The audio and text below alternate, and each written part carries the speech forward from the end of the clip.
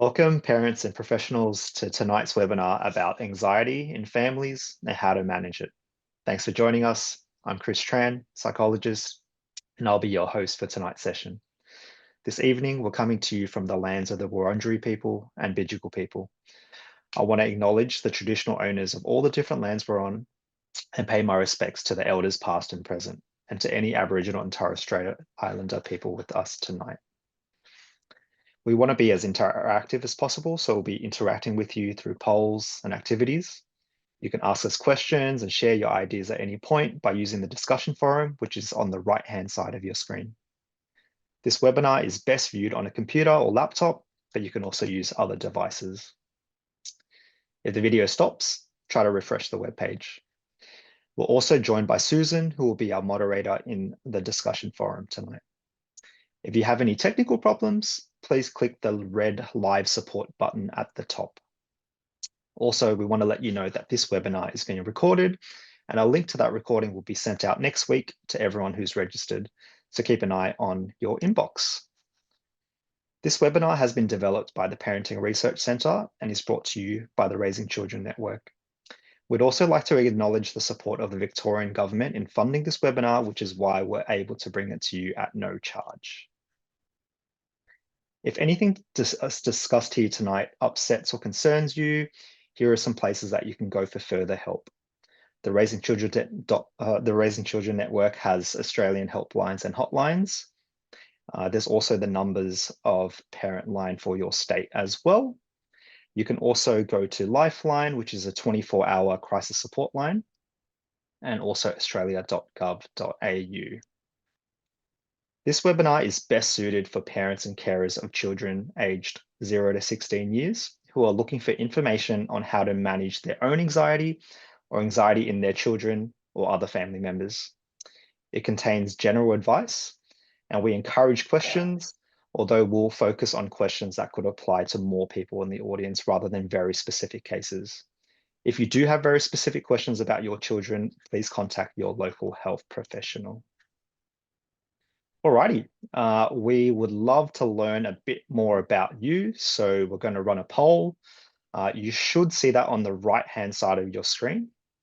If there are any issues with entering responses or accessing this, feel free to put your answer in the discussion forum, which is also on the right-hand side of the screen. So the question is, are you here with a particular child in mind? How old is this child? You can choose between 0 to 4 years, 5 to 9 years, 10 to 14 years, 15 to 18 years, or I'm here as a professional. And it looks like we've got some responses in there. So thanks for filling that out. We'll just give everyone a little longer. But if we do close it off a bit too soon, feel free to put your response in the discussion forum as well.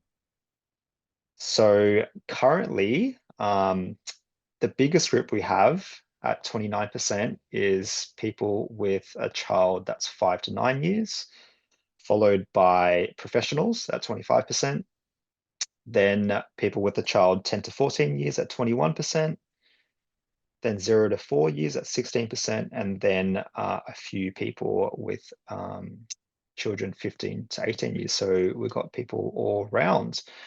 Thank you so much for filling that out. We'll just close that off. Now, it's completely okay if you need to head off early. That's completely fine. We would love to hear from you. So if you do need to head off, please go to the right-hand side of the screen and click the handouts tab. There will be a feedback survey. We'd love to hear how we can continue to make these webinars as helpful to you as possible. So our speaker for tonight is Dr. Meredith Rayner, child and family psychologist and secondary school teacher. Meredith has many years of experience working with parents, young children, and adolescents in public mental health, private clinical practice, and schools. She's currently director of care in a large school setting where she helps children work on their strengths and addresses mental health challenges for children from their first year of school until year 12. Welcome, Meredith. Thanks so much, Chris. And welcome, everybody. It's lovely to have you all here tonight. So I'll give you a bit of an overview of what we're going to cover tonight. Our thoughts for this evening, as Chris just mentioned, was to try and keep it really practical. So we'll talk a little bit about anxiety and about like what it is and how you can know a little bit more about it. But we're focusing on a couple of really quite simple skills that you can employ to help if you or one of your family members are experiencing anxiety. So we've got trusting emotions, perspective taking, and we'll talk a little bit about mindfulness as well. And then we'll have time for questions at the end. Let's start. Really, the first thing I wanted to touch with you tonight is the idea of anxiety falling on a bit of a continuum. I'm falling on a continuum. So we know that you can experience anxiety at a lower level if you're perhaps a little bit worried about something, and it's obvious. It's also a really normal response to challenging situations. So if you're starting a new job, or if you're your child's having to go on camp, or do a presentation, any of those things will make you feel a bit anxious, and that's a really normal response to a situation that's a bit challenging. And then at the other end of the continuum, it can be anxiety can become really overwhelming. So sometimes people can experience things like panic attacks, and it can really limit their ability to function. And so we're going to talk about what you can do at the kind of lower to mid level of anxiety. If any of you have got family members or clients that are experiencing, full-blown panic attacks, some of these techniques might not, you might need to seek a little bit more help than what we're able to provide just in this webinar. But really, an important thing to keep in mind, as I said, is that anxiety is a really normal reaction. In fact, for generations, the humans who've survived have been the humans who are a little bit worried or alert to predators or to invaders or to danger in the situation. So if we didn't have anxiety at all, we'd really we probably wouldn't be here, or we'd find ourselves in some really dangerous situations, and it'd be more difficult to protect ourselves. So it's protective, but what happens when it gets to a point where it's interfering with your normal functioning? That's where we need to start doing some things to help manage it a bit better.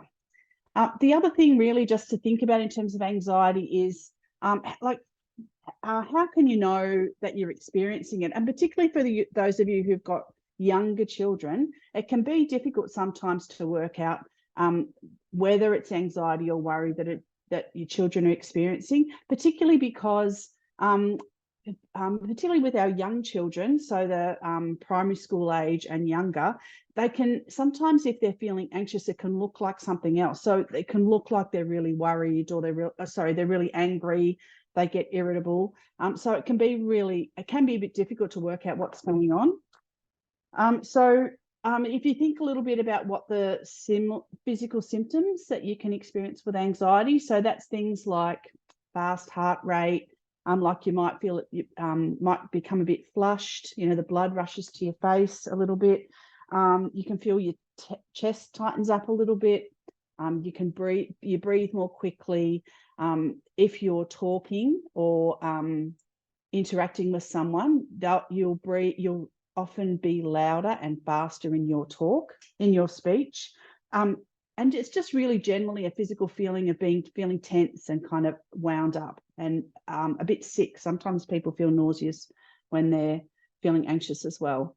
On top of that, it's important also to think about some psychological symptoms that you might have. So these are feeling like these kind of things are the excessive worry or fear that you experience, and with that can come some unhelpful thinking or overthinking often. So when you experience anxiety, when you're really worried about something, you tend to think through all the scenarios and, what else could go wrong and what other things might be catastrophic or disastrous.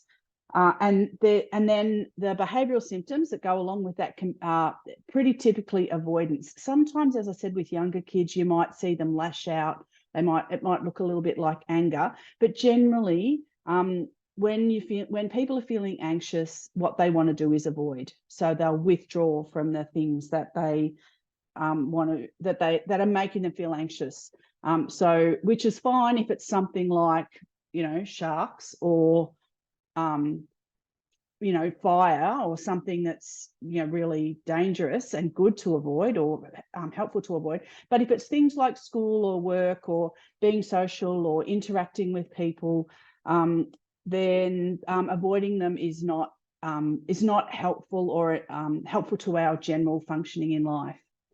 The other thing we know about these, of course, is that they're not separate, are they? So, the more you feel the physical symptoms, the more that makes you more worried, and it makes you think, be more focused on what you're experiencing and to think about the reasons for that more, which makes you more likely to avoid. And the more you avoid, the more the physical symptoms and psychological symptoms exacerbate the next time you're confronted with that situation. So, you avoid perhaps, going to school or, driving a car or, going to a party.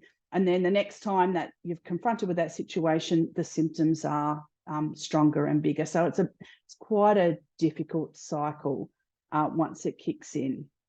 Okay, so what are some of the things that we can do to help us with this experience of anxiety? As I said, keeping in mind that lower level anxiety or feeling worried about things that are challenging for you is a really normal response.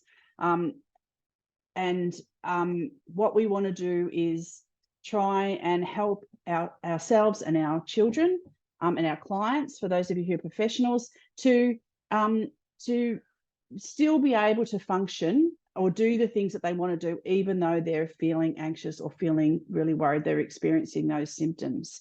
And one of the things you can do or help them do is to understand a little bit more about the emotions and the way they experience them or interact with them. But that can be really challenging. And so for lots of us, over time, we've learned to kind of associate emotions with either being good or bad. So some of them are good. There's emotions that make us feel good, and so we think of them as positive and things that we want. So we think they're things like happy, excited, calm, proud, curious. That's just a few of them. But when you read those emotions or think about those experience of those emotions, it feels good, and you think about them as being positive and good. And then there's other ones that we don't like as much and I've put there a few of them: bad, worried, angry, sad, disappointed, jealous. We can tend to associate those emotions with being unpleasant, and we can think about them as bad. And the way we'd like to change, help you to change and think about this differently, and help your children and your clients to think about this differently, is that not emotions as being good or bad, rather something along the lines of comfortable or uncomfortable. Because we want to get away, because we do know that all emotions are normal and they're going to come and go, whether we want them or like them or not. We want to try and get away from classifying them, so that notion that, if these emotions are good, or I think they're good, then everything's fine and I'm good when I've got them. And if these emotions are bad, then things are not right, or I'm doing it wrong, or it's broken, or it's clinical or problematic, and I'm not coping properly if I'm experiencing them. So if we can try and change our language and our thinking a little bit towards thinking about emotions as being either comfortable or uncomfortable, so knowing that some of them don't feel great and we don't like them, but that doesn't mean that they're bad. They're just all emotions that are all normal parts of life. It sounds like a simple step to do, but it actually can be quite challenging. And so to build on the way that we're thinking about that, a really important message for us to keep in mind and to help our children, our clients, when they're learning to deal with emotions or to manage or regulate their emotions better, is the idea that all feelings or all emotions are okay. The behaviors sometimes aren't okay. So sometimes we do things when we're feeling a strong emotion that is not social or not, not friendly or nice to other people. So the behavior might be something that we have to deal with, but the emotion itself is okay, and in fact a normal part of life. So building on from the feeling that emotions might be comfortable or uncomfortable, but not good or bad. If we think about angry, for example, it's okay to be angry. So the emotion about anger is okay. Is it comfortable? No. Do we like it? No. Do we wish it wasn't there? Yes, we do. But it is okay and a normal part of life to feel angry. The behavior might not be okay though. So when you're angry, what do? So, for example, it's not okay to hit someone. So when we're dealing with our kids, it's important for us to separate out in our minds whether we're addressing the behaviour or addressing the emotion. So the message we want to give our kids is it's okay to feel the emotion, but don't do that behavior when you're feeling the emotion. What's something else you can do that's okay? So I put in an example of sad as well. It's okay to be sad. It's not okay to stop doing what's important to you because you're sad. So it's not okay to, not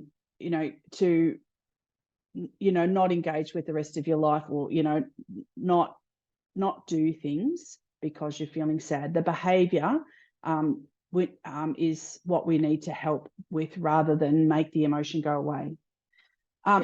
And I've done them, I think, in order of difficulty here, because worried, in all the years that I've worked with young people and with parents, I think worried is the hardest one for us to deal with our kids. The idea here is it's okay to be worried about things, but it's not okay to hide away and avoid something because you're worried. So see how that's the behavior, that avoidant behavior. I'm worried about having to, do a test in English. So every time there's a test in English, I just don't go to school. I say that I'm sick and I stay home and I don't. So that we would say there, look, the behavior is not okay, but feeling worried about an English test is an okay thing to do.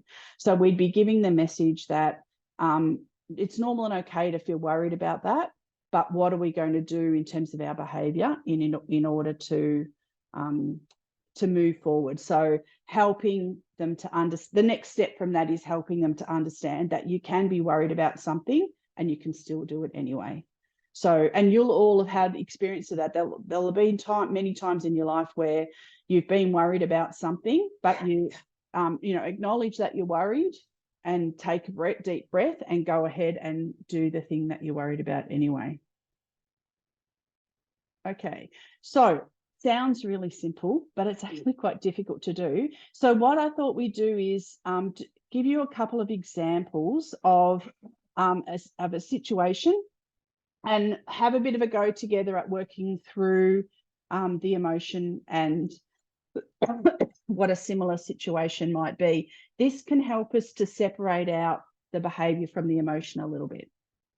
So our first example is, so just say you've got your child or a client or a student, if you're a teacher, that's not been invited to a party. So can you guys have a bit of a think about what a similar situation might be if you're an adult and what emotion you might experience if you were in that situation?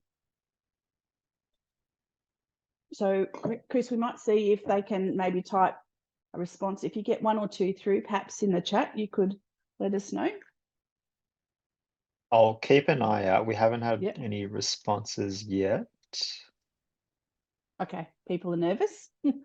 Mhm. That's cool. Okay, we'll keep going. We've got another example in a minute, so we'll see how we go. But I know we're a bit short Cool. on time, so we'll keep going. So I guess an adult situation would be similar, not being included or invited to something that you really wanted to go to. And the emotion that you might feel about that, there's a couple, there's not one right answer. Perhaps you might feel sad, or you might feel disappointed, or you might feel jealous, or you might feel angry. You could feel any of those things in relation to that situation. Keeping in mind that as adults, we have much more experience at being left out or being being excluded for things, even though it's unpleasant, than kids often do when they're just starting to experience parties and those kind of things for the first time. Meredith, we did get some responses in the Okay, end, and some well, of them do overlap with you. So great. Kelly says sadness. Um, Jennifer's saying even as an adult, I'd feel left out and sad. Yeah, Sarah's saying rejection. Um, yeah, a couple of sadness, great. confusion, and disappointed. Great. That's great. Well done, guys. And none of those emotions are wrong, either in the reflection that you've done on what you might feel or in the experience itself. So, the one situation can make you feel lots of emotions, confused. I hadn't thought about that, but that's a good point. Might feel confused about why you're not invited, sad, disappointed, all of those things.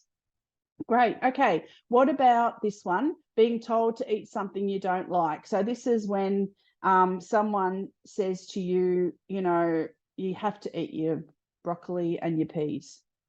What might be a similar situation for an adult to being told that you have to eat something you don't like, and what might the emotion be?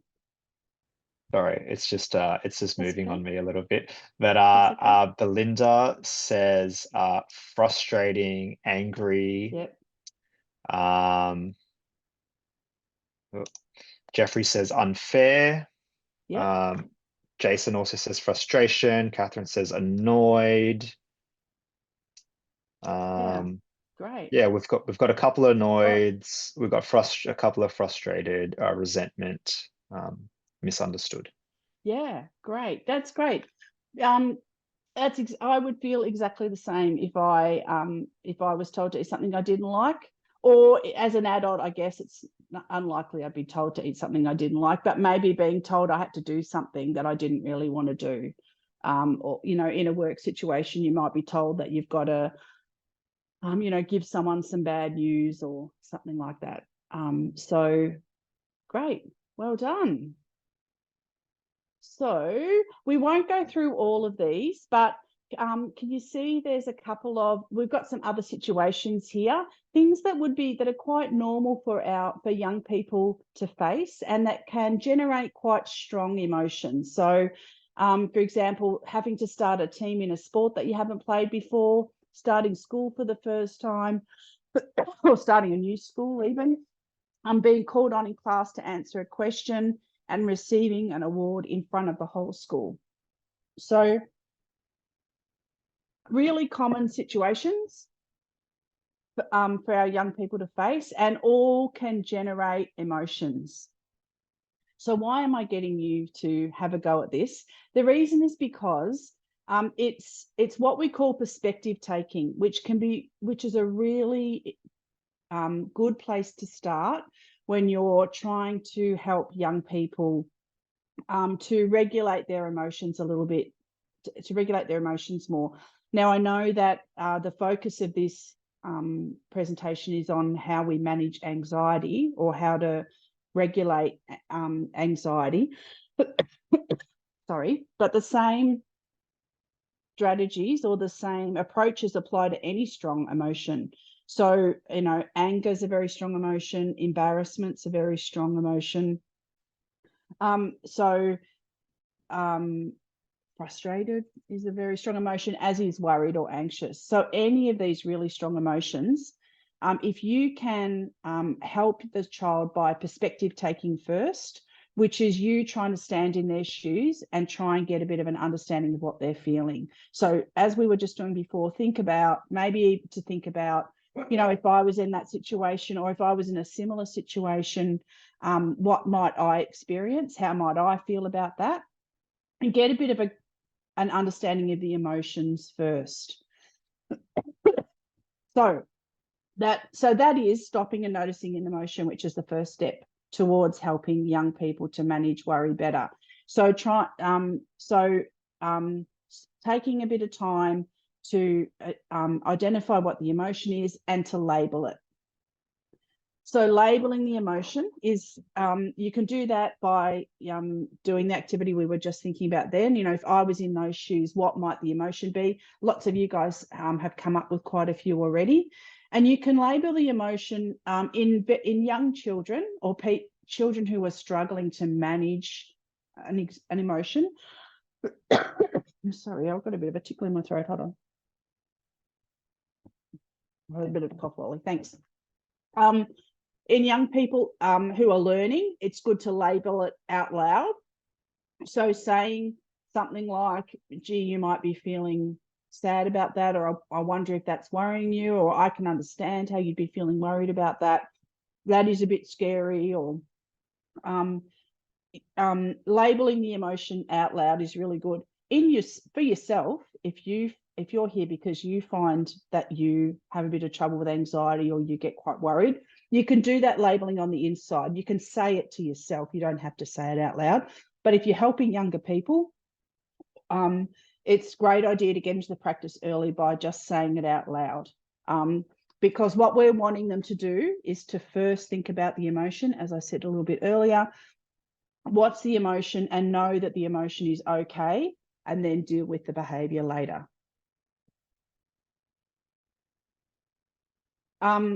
So that would be, I think, really good home practice, or the first thing you might want to practice when you finish this webinar. You get out and wanting to see how you can apply some of these skills would be to stop for a minute and identify and label what either you or your child is thinking, or is feeling, not thinking, before you address the behavior. So are they feeling anxious about something in particular, going to school or an exam or going on camp? Think about labeling the emotion first. As I just said, I can understand you'd be really worried about going on camp. Like I used to worry about going on camp when I was younger too. It is a challenging situation. It can be difficult. And then you can address the behavior later after you've done that. So then you can say, but there's lots of good things you'll get out of camp. It's a really good experience socially, or it's going to be, fun being wherever the camp is. So the behavior is that you're addressing getting them to go to camp, or saying that, camp is compulsory, it's not an option, so you're going to go after you've addressed the way the child's feeling. And this, as I said earlier, this can be really difficult with anxiety or with worry. I absolutely understand that as a professional myself and dealing with anxiety a lot, but also as a parent myself. I know I'm quite good at managing if my child's really sad about something or really angry or frustrated. But when they're worried, your instinct is you want to make the worry go away. You want to try and fix it so that they're not going to worry anymore. But try and remember that worrying or feeling anxious is a normal emotion, just like all the others. And so we really want to teach our young people that it is another one of many emotions, the same as I've got there happy, sad, angry. And so it's a normal human experience, and that we can help them and support them to do the thing they're worried about, even though they're feeling anxious. So, you do the presentation in front of class, even though they're feeling worried about it, rather than avoid the thing that they're worried about, unless, of course, the thing they're worried about is dangerous, like, skydiving out of a plane, or, dealing with, driving into a bushfire or something like that. I'm not talking about those ones. I'm talking about things where it's important to live to live your life, it's important to be able to do the behavior. So how do we do that even though we are worried, rather than wait for the worry to totally disappear? Okay, and just a reminder there, as I said, feeling anxious or worried is one of many emotions. Very uncomfortable one, and very difficult for parents and for client professionals to help young people to sit with. But along with many of these other emotions, it is one that'll come and go. If you're finding it difficult with to help your child to understand that all feelings are okay in relation to anxiety, pick one that's a bit easier to start off with. So, you know, maybe angry, or maybe frustrated, or sad, or something that you feel like you can, that it might be a little bit easier to practice on early on. Because as I said, that same technique of perspective taking and identifying and labeling the emotion first applies to all emotions.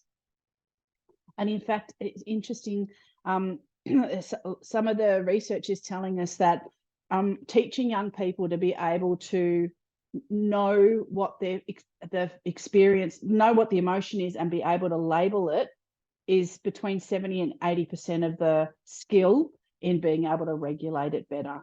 So it seems like a really small thing, but it's actually going to make a really big difference if we can help young people to be able to identify what they're feeling, or identify that they're feeling worried or anxious, and be able to be okay with that, even though it's uncomfortable, and still move forward anyway. Okay, what else can we do to help with regulating anxiety? Well, all strong emotions, but mindfulness is particularly helpful for anxiety. Now, so lots of people have heard about mindfulness now, but I've noticed that lots of people have got a misunderstanding about what mindfulness is about. So I thought we might take a minute just to talk about what it is, and perhaps what it's not, and how it can help. So what is it and what isn't it? So mindfulness is a technique that helps us to train our brain, or the wiring and neural networks in our brain, to be able to attend to the thing that we want it to attend to. So it's a technique that helps you, if you're doing mindful breathing, for example, to bring your mind to your breathing so that your attention is on that thing.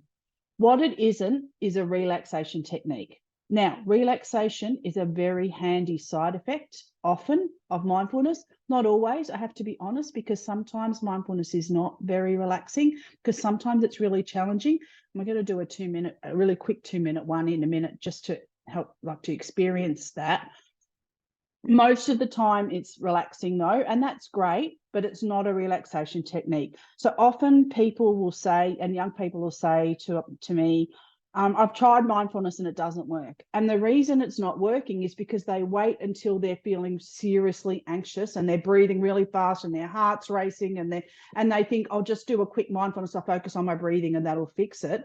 It won't fix it, because you haven't built up the neural networks that help you to train your mind to the thing that you need to be focusing on. Your mind's buzzing around all over the place, and telling someone to calm down and take a few deep breaths is not going to help in that moment. So it is often relaxing, but just try and keep in mind that that's not the point. It's not a relaxation technique to apply when you're feeling anxious. It's a skill that will help you build up the ability for your mind to be able to attend to the thing that you want it to attend to. And that can be really helpful, and I'll show you why in a sec. But we've got 2 minutes, so let's just do a really quick 2-minute mindfulness if you're willing, and it's not too chaotic at home, like everybody's in different settings. I can understand that.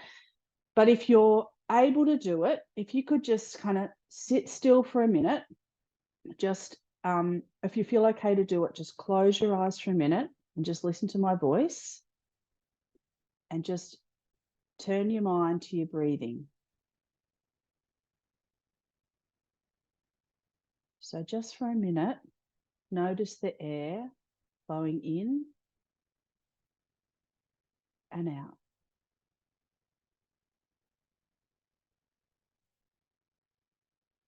Notice the feeling of your shoulders rising and falling.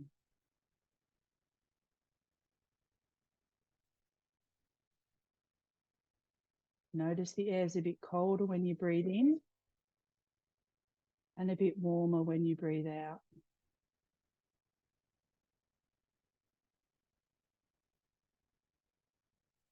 Notice the sensation of your lungs expanding and then contracting.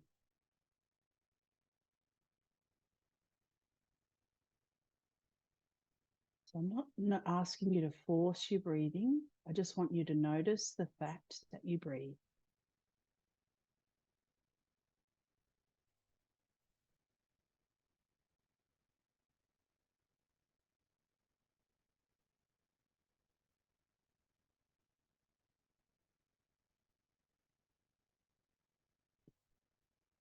Okay, so come back to me now. So that was 2 minutes.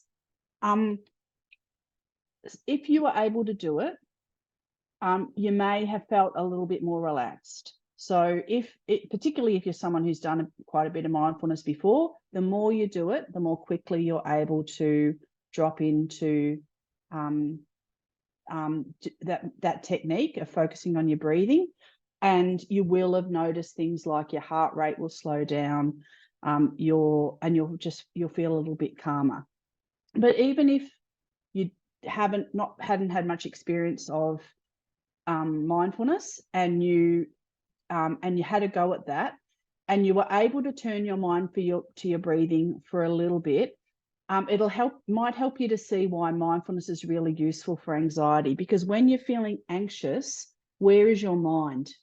Like everywhere, all over the place. In fact, most of the time, it's either way in the past, worrying about something that has happened before, or something you did, or something that didn't go right, or it's way into the future, making up scenarios and speculating about what kind of disastrous things can happen into the future. It's not in the present. So the reason mindfulness is really good for anxiety is because it's able to bring you back into the present moment, and to bring your attention to one thing, which is, in this case, it's your breathing, but it doesn't have to be your breathing. So that's why mindfulness is useful. So hopefully that makes a little bit more sense. As I say, it is handy that sometimes it does help you calm down. It can help you feel more relaxed. There's lots of research that says it lowers our blood pressure, decreases our heart rate, all those kind of things. But it won't do it if we just, every time our young person around us is feeling super anxious, we just go, I'll do some breathing. It won't work. It takes practice. So, and you'll see here, we seen those young children used to be, the younger we are, the more mindful we are. You know how really young kids, when they're playing with something, their attention is totally on that. And as we get older, we get more and more distracted by things going around us, and we're less mindful. So if you or anybody around you is feeling anxious and you want a technique that's going to help you to manage that a bit better, I would really recommend do some mindfulness practice. But practice is the thing. You've got to do it every day. And I usually, particularly with teenagers who do a bit of an eye roll when you talk about mindfulness, I tend to throw down a bit of a challenge and say, look, how about you just trust me? How about you promise, like, let's make a commitment for you to do it every day for 1 week. So, 2 minutes or 3 minutes of mindfulness, it doesn't have to be long, every day for a week. Then let's just check in and you can make a decision yourself. And if it's not making any difference, chuck it out the window and don't bother with it anymore. But if you're finding it's making a difference, then let's continue with it. And nearly all the time,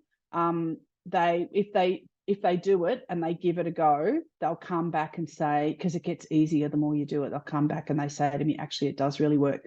And then typically as humans, we forget about it when things are going well, and we don't do it anymore. And then things will take a bit of a turn, and we'll start to feel stressed and worried, and then we'll say to ourselves, oh, hang on a minute, I haven't done any mindfulness for a couple of weeks. And you can kick back in to mindfulness practice down the track. As I said, Mindfulness is all about noticing. It's about turning your mind to a thing and concentrating on that. We did breathing just then. And the reason that we do breathing so commonly is because breathing is something you can do anywhere. It's really simple. You can be sitting in your car waiting to pick kids up from school. You can be walking between meetings.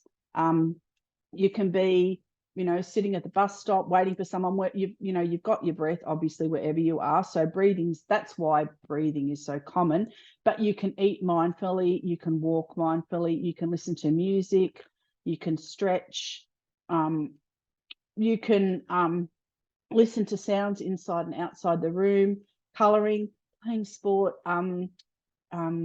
surfing is an absolute mindful activity, even lying in bed. And this is something we'll often do with people who are having trouble sleeping, is get them to do some mindfulness practice when they're lying in bed. Again, as I said, the technique is to bring your mind back to your mind back to something rather than your mind wandering all over the place. And as you know, when you're lying in bed trying to get to sleep, or you've woken up through the night and you can't sleep very well, you can't get back to sleep, it's because your mind is going like a fly in a jar. And so mindfulness is a really good practice to help bring your attention back to one thing, rather than flitting all around the future and all around the past. Okay, so a bit of a summary of what we covered here. Like, if I was going to say, what are the three main things I think it'd be really helpful for you to take away? The first one would be that idea that all feelings are okay. And as I said by that, I don't mean they're welcome. I don't mean they're wonderful. I don't mean we love having all of them. Some of them we really don't like. They make us feel really uncomfortable, but they're a normal part of human existence, and we can't just make them go away because we don't like them and we want to cancel them out of our life. If we can help ourselves and the young people around us to understand that even though they've got that feeling like worry or anxiety at the moment and it feels uncomfortable, it's a normal part of life, and we can find a way to still experience it and get on with the behavior that we need to do.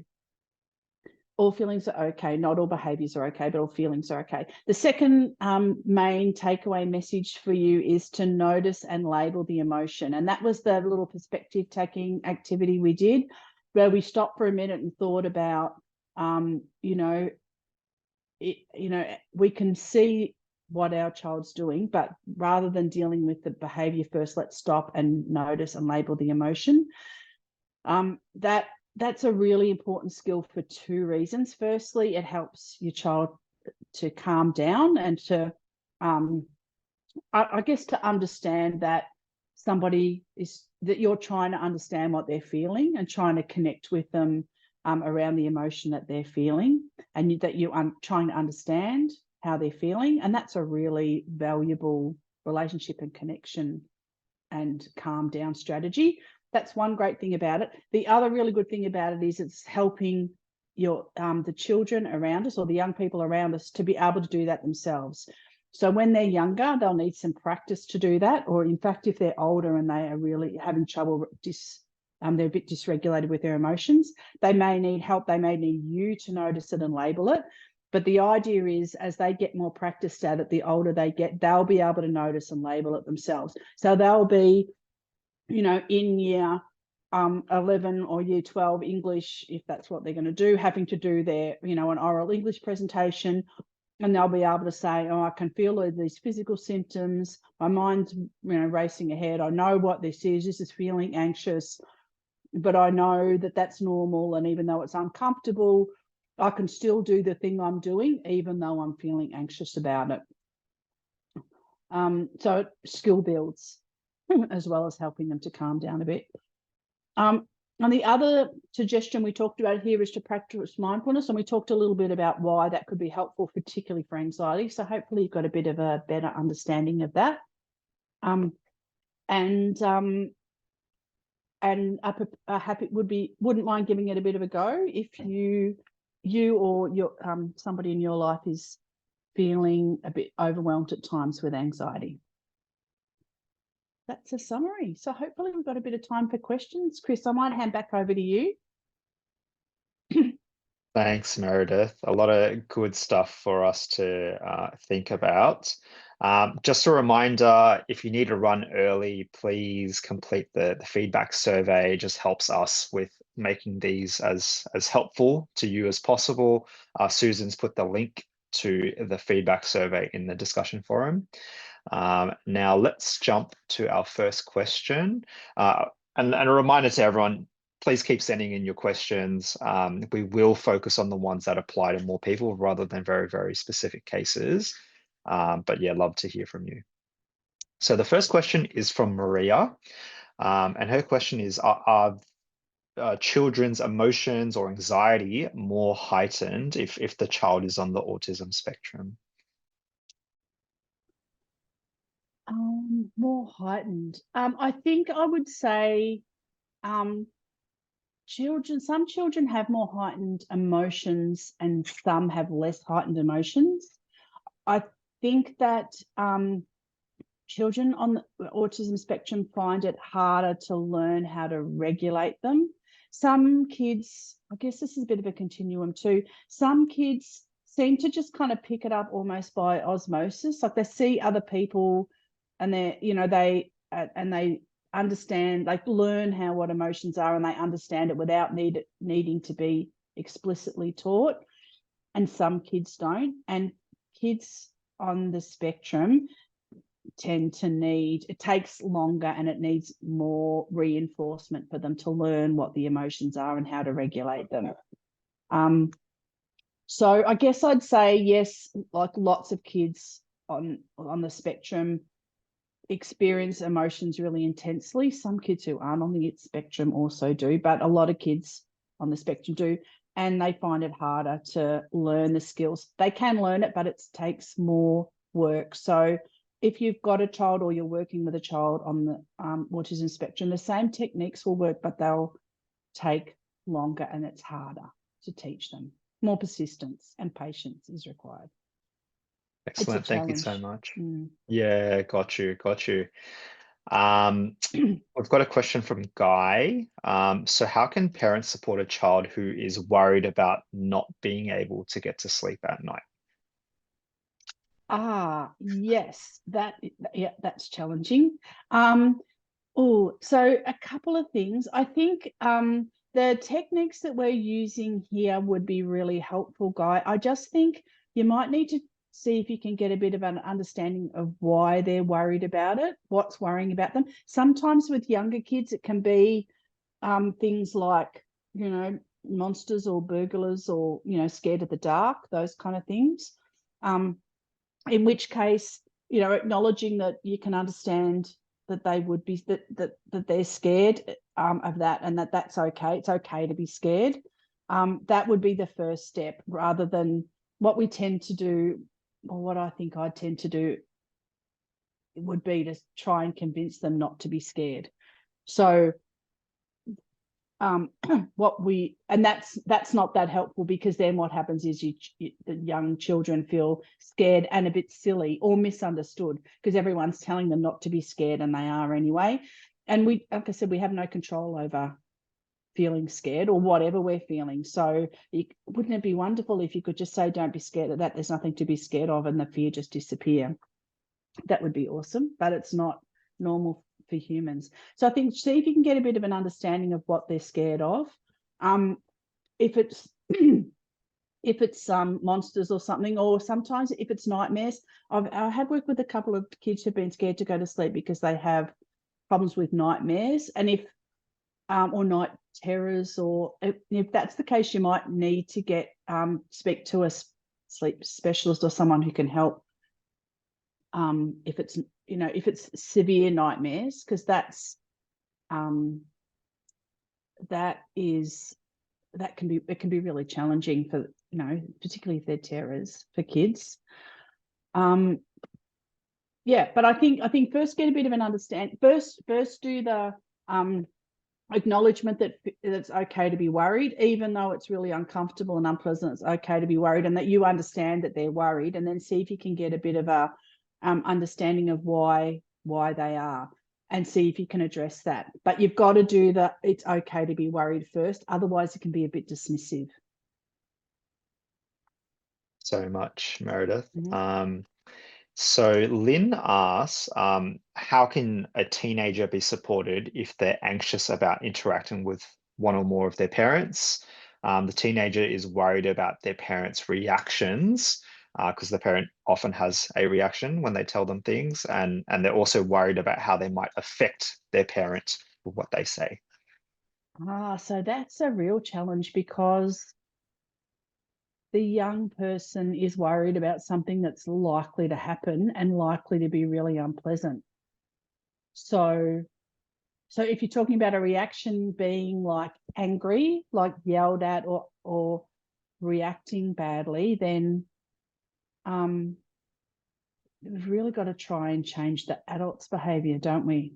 I think in that situation, I think the techniques that we've talked about would all still be really helpful. So acknowledging how they're feeling, like labeling the emotion, being empathic and perspective taking, that you can stand in their shoes and you can understand how they feel.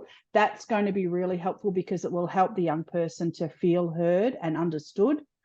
And mindfulness and that kind of the techniques for helping them to be able to calm their thoughts down or focus their thoughts will be really helpful as well. But if the reaction of the adult is like out of disproportionate and frightening for the young person, then it's unrealistic for us to expect them to be calm or not worried about going into that kind of situation. So I think that do the things that we've talked about here, but also keep in mind that somebody might need to help the adult to address that reaction, if that's what it is. And if I've got that wrong and that's not the reaction, then perhaps let us know. But these techniques will still work, but it's still a really challenging situation, isn't it? And not something where once they've done it, they're going to learn that actually it wasn't as bad as I thought. Because if an adult is reacting in a really challenging way, then it is as bad as they thought. So finding someone who can support you or help you to think about how you can deal with that adult reaction would be helpful, on top of the things that we've talked about today. But if you can't do that, what we've done today is going to give that young person an adult in their life who is trying to understand how they feel and validate how they feel, and connect with them on that level. So that will help as well. Excellent. Thank you so Yeah. much, Meredith. We've got a question from Jared. Are there any resources you can recommend for naming and identifying emotions? Like, are there posters or anything like that? Yes, there are. And I think they come out in the resources, Chris. So I think there's in the email that comes out that's got the feedback on it, has got some resources on it. So yes, good that you asked that question. Awesome. And yep, there are some coming. Amazing. Yeah. Amazing. We've got a question from Simon. What are some considerations for whether to seek professional support or to support the child as a parent? Are there some benefits of getting in there early before the child's a teenager? Look, yes, there is, and there's a few things to weigh up, and it is challenging. So it's such a good question, because it's not a black and white, like, here is the line answer. But some things to think through are the techniques that we're doing tonight will help. What we've done tonight will help regardless. So at the very minimum, as I said, if you're able to perspective take and help label that emotion and give the message that you understand and accept the emotion, even though it feels uncomfortable, you're building a good connection and you're teaching some skills. So that's really important. So I would do that regardless. I think depending on the age of the child, on the one hand, I'd say it is really good to get in on top of something early and to seek the help of a professional and have a good experience of help seeking. But depending on the child, because some kids, particularly primary school age kids, no matter how you say it and how you word it, they tend to think that if you're going to see a mental health profession that you're broken or they're doing it wrong. You kind of so you've got to weigh that up and see what you think with the child that you've got, whether you think the benefits of going early and getting some help early, and that you feel that your child will be okay with that and is open to that, and maybe knows of other people who've done it, or sometimes there's some really good professionals in schools or someone that makes the transition easy. But keep in mind that if they're not comfortable with it, or they're feeling like it's kind of suggesting to them that they're broken, or they're doing it wrong, then it's the techniques we've done tonight will help them enough and see how they go, and reassess as they get older. Though, bottom line is, if it's interfering with functioning in terms of you can't get them to go to school, or they won't, they don't want to go and see family members, or they're withdrawing from friends, if it's interfering with the normal functioning of their life, then I would seek some professional help, because you can get help. Sometimes psychologists can work with you as a parent. They don't necessarily always need to see the young person. They can give you some really good ideas and tips and those kind of things that can help you to manage it better at home. And they can give you advice about where you're at. I'm sorry, Thank you it's so not a much. straightforward answer. I hope there's some things to weigh up. Yeah. No, that's great. So we have a question from Jeffrey. Is it typical for anxiety to spike in adults after a major life event, such as becoming a parent? Yes, because that is exceptionally anxiety provoking. Yeah, definitely it is. And those particularly events like having a child, they are they have a lot of physical and emotional demands on you, on top of, or maybe perhaps already feeling a bit anxious. There's so much to worry about when you've got a baby. So yep, that is really normal. The good thing is that the techniques that we've talked about here tonight work for adults as well. And if you can perspective take, and your partner can perspective take with you. So, you can imagine if you're both feeling anxious, or frustrated, or embarrassed, or guilty, or worried, or all those things that come with parenting, if you're able to help each other to perspective take and connect, in that you understand, or you're at least trying to understand how each other feels, seeing past any behaviors and really trying to understand the emotion that's there, that's only going to be helpful for both of you. So the techniques work on adults as well as young people. That's very handy. Now, that's all the time we have for questions. We've got a couple of more slides, but thank you for putting those questions in. We wish we had more time to get through more of them. Now, we want to remind you that if anything we discuss concerns or upsets you, there are a couple of places that you can go as well. And if you haven't seen this already, there's a free app called Raising Healthy Minds. It's personalized.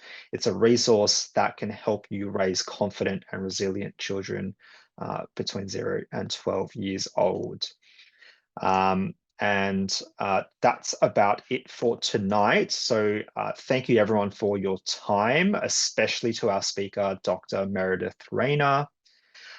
Before everyone leaves, please complete that survey that Susan has shared the link for in the discussion forum. We hope you found this valuable. We've covered a lot tonight, so if you want to revisit any of it, just keep an eye on your inbox for the link to the recording. And the Raising Children Network also has a range of resources on this topic, so feel free to explore those. That's it from us. Good night.